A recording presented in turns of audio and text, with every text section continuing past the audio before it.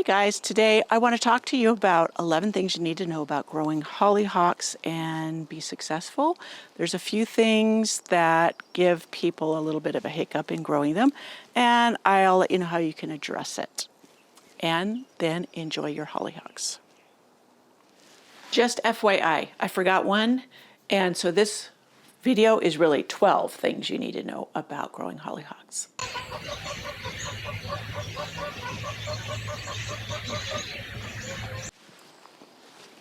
So yeah, there's something beautifully nostalgic about growing hollyhocks. They're tall and stately.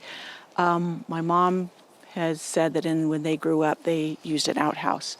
And that there was hollyhocks that my grandmother grew between the outhouse and the house, so it wasn't really clearly stand out.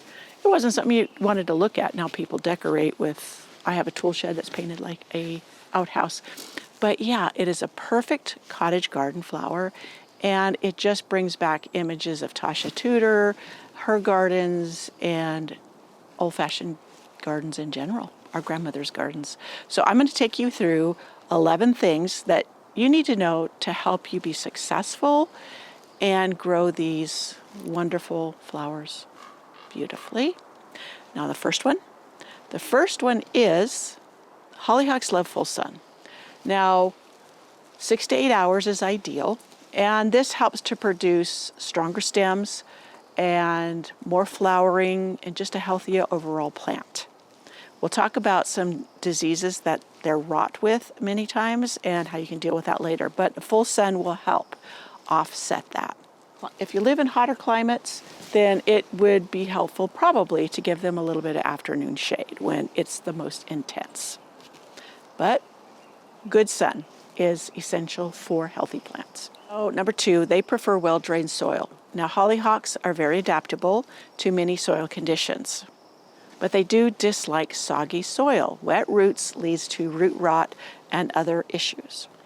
So rich garden soil that's been amended with compost is ideal. If you have heavy clay, I do have a video on how you can amend clay soil to make it better draining and a little more helpful for plants like hollyhocks who prefer to have better draining soil.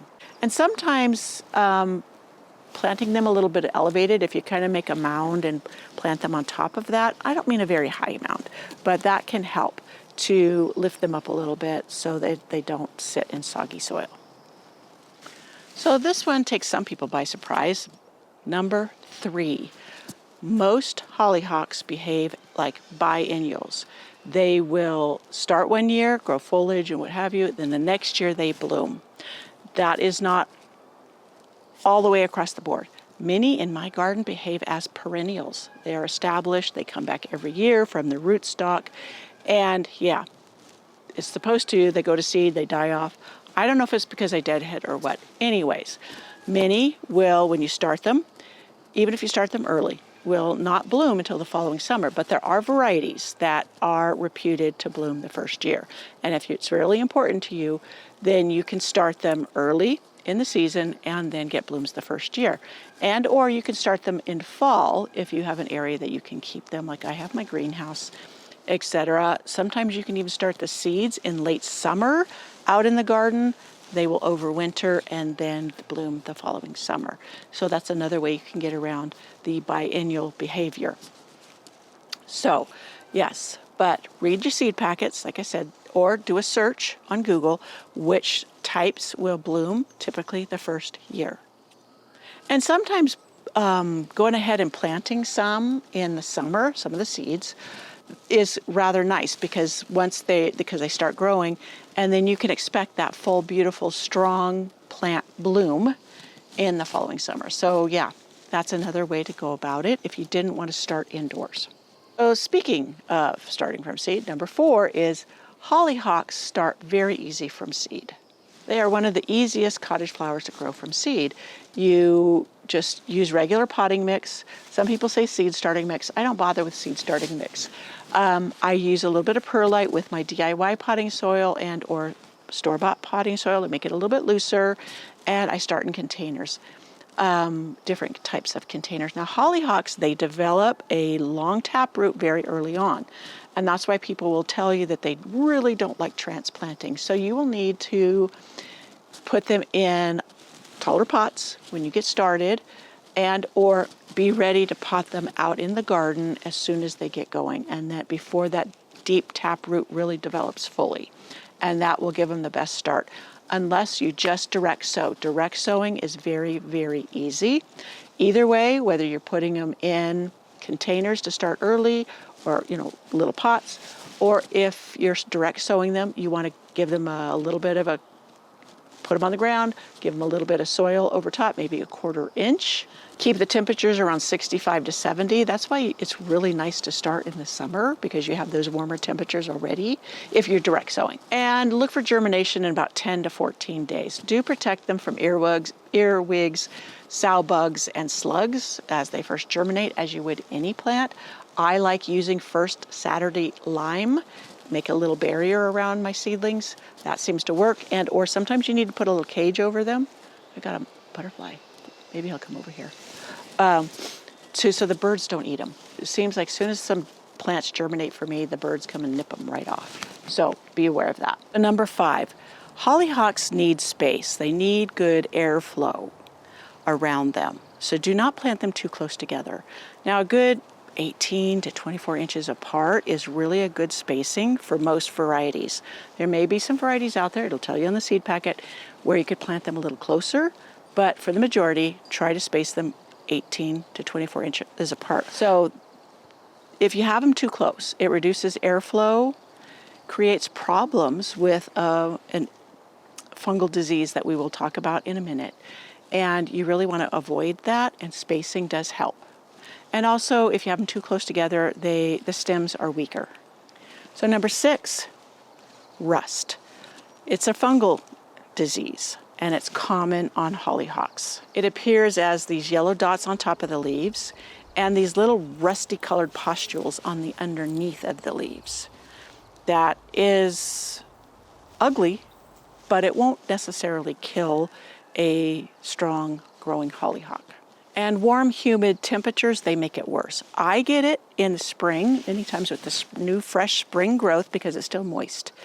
And usually we have arid conditions in midsummer.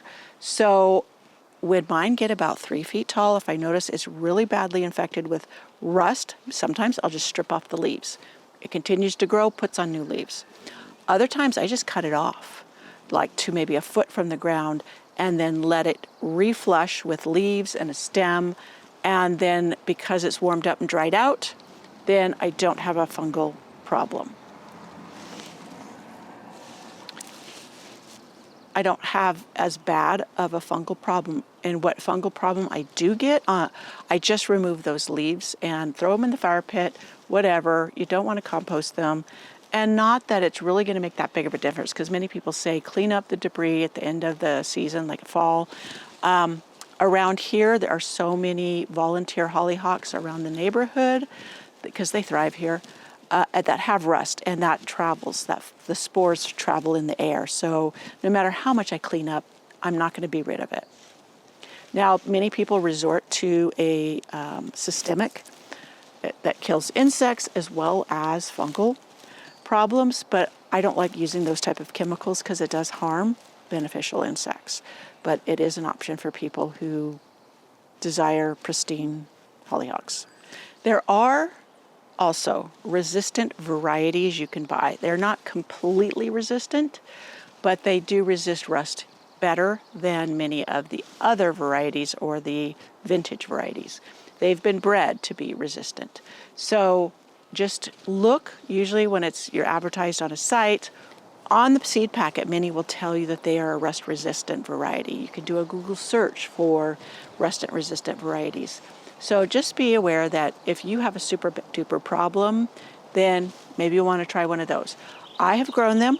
They usually are much less likely to get it, but some have gotten it. And I just remove the leaves again that get the rust on them. So what are some of the things you can do to help prevent it as much as you can? Well, number 1, don't do overhead watering. Water at the base of the plants. Again, I mentioned giving them plenty of space so they have airflow around them. And planting in the full sun, of course. And remove the infected lower leaves. It's usually the lower leaves that start first, promptly. So, and it's important that I will reiterate this again. Rarely does rust kill the plant. Even plants with some rust can bloom beautifully.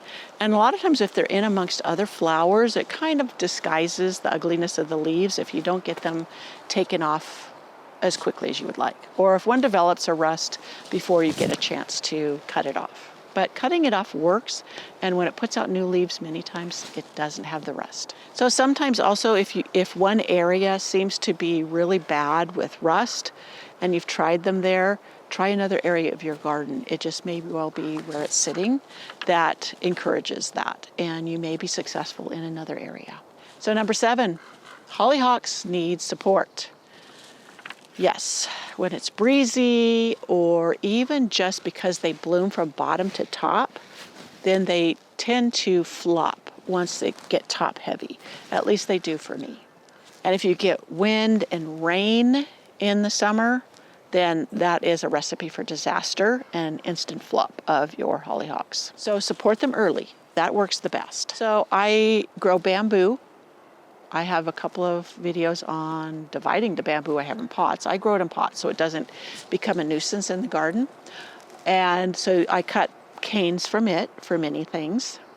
Some people use twiggy branches if they're sturdy enough. We don't have many trees on our property anymore. I could go in the woods across and pick up sticks. But I usually buy, let me see, I've got one right here. These, I like wood. They have the green stakes that you can put in. They're kind of plastic coated and what have you, but I don't find them very pretty. But the wood, it ages well. And many times I treat the ends with a mineral oil. I'll soak it in it. And it helps to repel water for a long time, and they last a few years. They're not very expensive. There's garden hoops. I also have tomato cages that I make with, and I'll put the support video up where I make it with the, remesh wire, and I make them round, like a round circle, and I'll put it over the hollyhock when it's little, and as it grows through, it supports it. So it's a really easy way to make your own garden supports. I use them for peonies. I use them for many plants in the garden. And a lot of my hollyhocks I've planted up against a fence, and I'll tie them to that fence, which does work beautifully. So number 8, hollyhocks attract pollinators in droves. I've noticed the bees particularly love them here in my garden, both bumblebees and honeybees. So these large open blooms, they're perfect for the bees to get in there on the pollen and crawl around. Butterflies too, I have found, love the hollyhocks. We get a lot of swallowtail, western swallowtail here, and I just had one flitting around here earlier. I was hoping it would land near me so you could see it. But yeah, they also love that flat open flower. But there are hollyhocks that are doubles, and I've grown them. And they just do beautifully in the garden too. And pop them in, but do a lot of singles just to have that pollen readily available for the pollinators. So 9, deadheading. Now, because of the way the hollyhocks grow, deadheading can kind of seem like, what? But it does encourage more flowering, prevents it from going to seed too soon, because as I said, it blooms from the bottom to the top. Many times by the time the top blooms, the bottom blooms that have finished and faded away are already setting seeds. Now, that can be a good thing, but it also can be an issue for many people.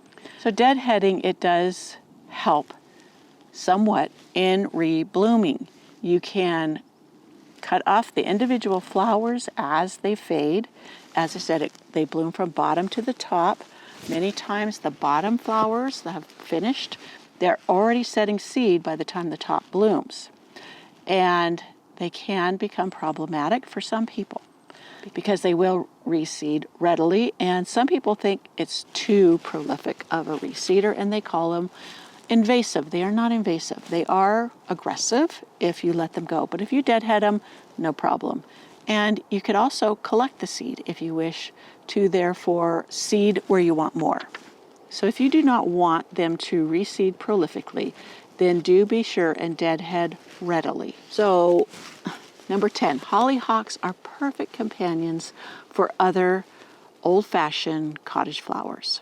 So they're just natural companions for them. So they work great with roses, delphiniums, foxglove, daisies, nepeta, hardy geraniums, and salvias. Oh, there's many, many more. But those are just a few. I love companion plants. So hollyhocks, they add that vertical structure to the cottage garden that pairs perfectly with those flowers that I listed. So they soften fences, they add height to a garden border, which adds interest, keeps the eye moving, and just generally, they're just a charming plant to include. I'm walking around trying to find shade. Anyways, I'm not complaining about the sun at all. So number 11, hollyhocks may return year after year from self-seeding. We went over this a little bit before. They love to self-seed, and you can limit it by deadheading, but also if you allow it to happen, they will often come up in the best places where they will grow very, very well. Now, because they develop that deep taproot very early on, if you find them in an area you don't want, and you want to try to dig them up, you have to dig them up when they're very small. And even then, if you let them get too big, they're going to be a tough one to pull up. You're going to have to dig them up. But yeah, it could be worth it to have a whole wide array of hollyhocks, and many times they'll germinate at different rates in your garden just because of where they're at and how warm they get, how fast. So you could have staggered bloom, all of the above. Also, if you let them cross-pollinate, many times you'll get some interesting colors that you didn't plant to begin with. So yeah, when they reseed, they can weave themselves through the garden naturally. And even though you many times want them at the back of the border, if one comes up in the center of a border, it can be a true focal point. I have often had them come up and I just let them go there, knowing I can cut them off if I decide I don't like it there. And a lot of times when you also cut them off late on in the summer, they will come up and be 3 or 4 feet tall instead of 12 feet tall and bloom at that height. And so that's an interesting facet of them as well. Hollyhocks are just one of those beautiful cottage flowers that many gardeners love for the ease of growth, even if they contend with the rust, with the leaning, with the heavy reseeding. They just add that element to the garden that is charming and enjoyable, and they're so easy. So once you see them blooming in your summer cottage garden, you will understand why people will go to the little bit more effort, like if they contend with rust or if they contend with leaning and have to support. They are so worth it, and they're so charming. And because they can reseed readily,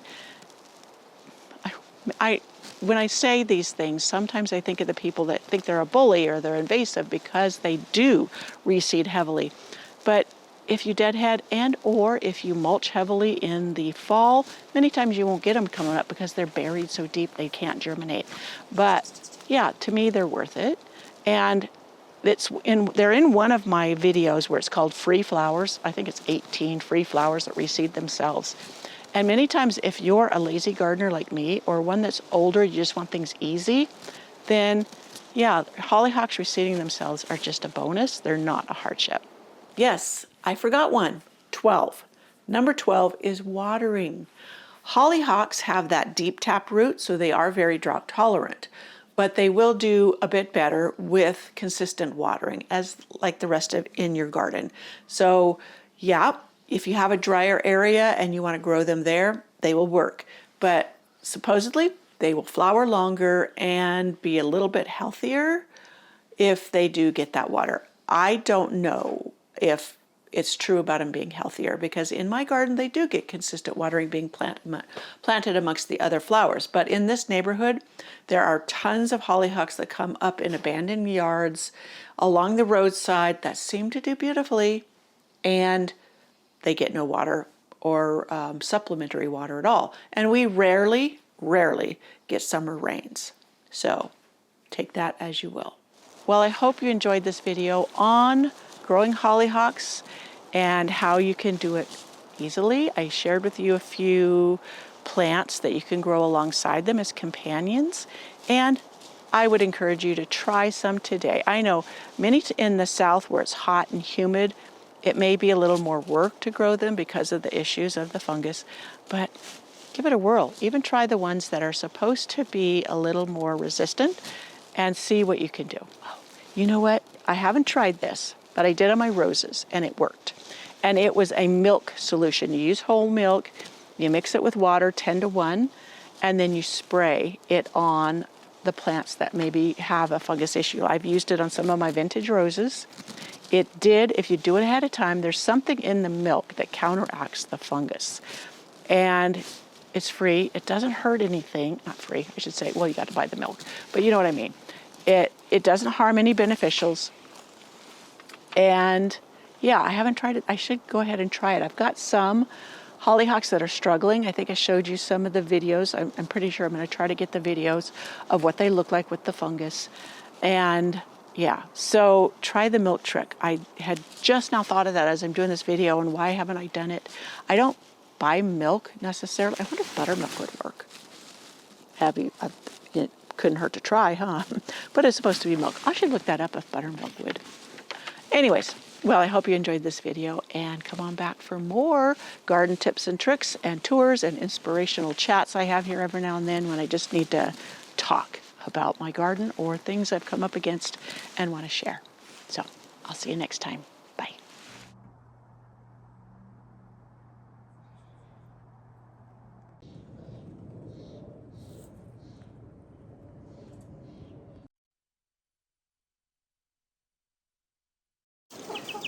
Mama got brave and brought them outside. Oh, now they're going back in. But this was their first day out that I noticed.